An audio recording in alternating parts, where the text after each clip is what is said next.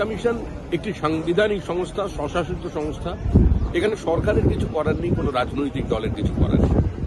তারা সংসদকে অচল করছেন, সংসদের সামনে ধর্ণা দিচ্ছেন। এটা অত্যন্ত দুর্বল চিত্রনাট্য। সুপ্রিম কোর্টে যান না, সেখানকার দরজা খোলা। 2024কে তারা রাখতে বলছেন।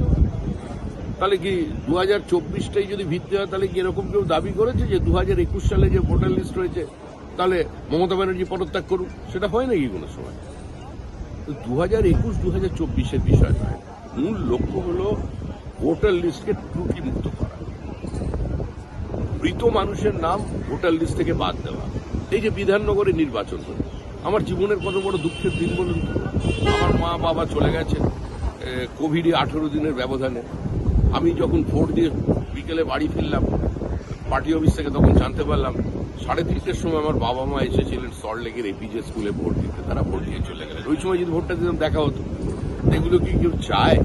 তো সুতরাং স্বাভাবিকভাবেই রোহিঙ্গা মুক্ত, বাংলাদেশি অনুপ্রবেশকারী মুক্ত, মৃত ভোটার মুক্ত এবং ভুয়ো ভোটার মুক্ত স্বচ্ছ নির্বাচন প্রক্রিয়ার মধ্যে দিয়ে যে তালিকা বেরোবে, ভোটার তালিকা, সেটা সকলের গ্রহণ করা উচিত।